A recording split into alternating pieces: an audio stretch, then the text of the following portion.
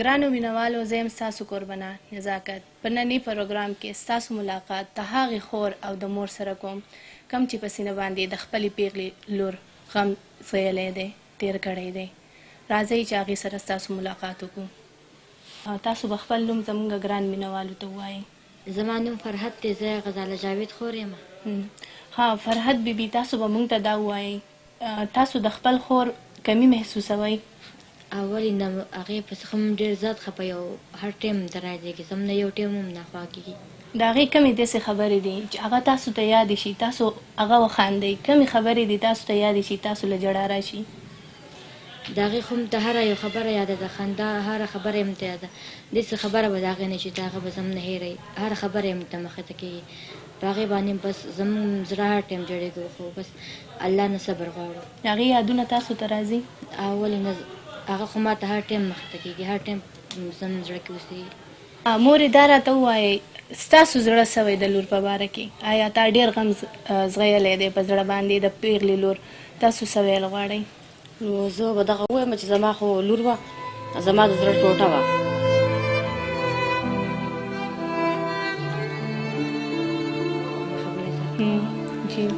نه رانه خاوند هېرېږي او نه رانه لور هېرېږي. هغه وخت یې بس دغه کوي، په یو دغه باندې خپل دغه نه شو دغه کولی، نه د غزالې نه بغیر دا ژوند تېرېږي او نه د خپل خاوند نه بغیر دا ژوند تېرېږي، خو وخت یې تېرېږي. څه وایه هغه خلکو ته کومو چې دا ظلم کړی دی، زیاتی کړی دی؟ بس هغه موږ خدای ته حواله کړل دي، او چې خدای څه کوي بس حق دې ورسره خدای وکړي. لکه دا نه وایو چې یا د چا نه بدل واخلو، یا په ټوپک یا په تباچه باندې، بس الله پاک ته موله کړي چې الله څه کوي حق دې کوي. اورېدو کې راغلی ده چې ستاسو روغه راغلې ده، او جی بس موږ باندې ډېرې غټې غټې جرګې وشولې، او بس جرګو د لاسه موږ دغه شو، مجبوره شو، او په جومات کې زموږ غټه جرګه وشوه، د هغو موږ په جومات کې هغو دغه کړو، فی سبیل الله د خدای په نامه باندې موږ هغه ماف کړو. او نور زموږ دغه وس دی، موږ ناست یو، بس الله ته شپې ورځې روڼېده دي موږ کوو، سوال له خدای پاک ته یې کوو چې بس زموږ سره چا کړي د خدای پاک بس هغه الله ته بس حواله کړي دي. دا هم اورېدو کې راځي چې ستاسو روغه په 80 لکو روپو شوې ده، دې کې څه حقیقت شته؟ نه جي موږ پیسې مېسې نه دي اخیستې، موږ تا ته ووایي د دې نه مخکې چې موږ دا فی سبیل الله باندې دا بخلي دي، او پیسې موږ نه دي اخیستې، موږ په پیسو خپل کسان نه دي دغه کړي خرڅ کړي، موږ د خدای په نامه باندې وبخلي دي، او پیسې مېسې هېڅ چا هم نه دي اخیستې، نه زما زوی اخیستې دي نه ما اخیستې دي. موږ د کور مدعیان یو چې موږ نه دي اخیستې، نو داسې به بل څوک چې هغو به اخیستې، موږ د خدای په نامه دي وبخلي دي. او عدالتي روغه زموږ لا نه ده شوې، دا صرف په جومات کې دا روغه شوې ده چې موږ پسې خلک راتلو د جرګو، دا خلک موږ جرګو والا خلک باندې په بس هغو په خوله باندې موږ لکه دا روغه وکړله، او خاص کار انور حاجي صاحب په خوله موږ دا روغه وکړله.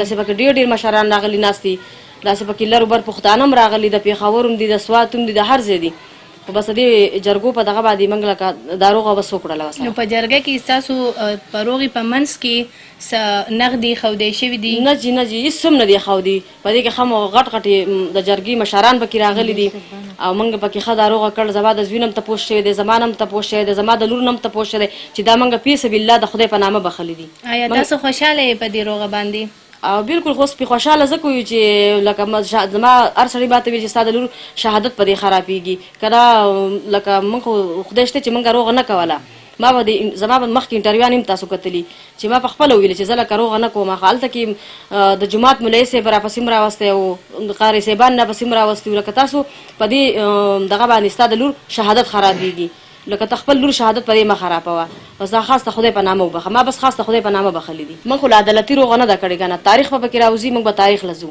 بیا به په عدالت کې هم دغه خبره کوم چې با خاص ته خدای په نامه او فی سبیل الله بخلي دي. دا کیس چې تاسو کوو نو په دې ستاسو څومره مطلب خرچه راغلې ده په کیس باندې، یا تاسو کم دې څیزونه دي چې هغه بیللي دي په دې کې؟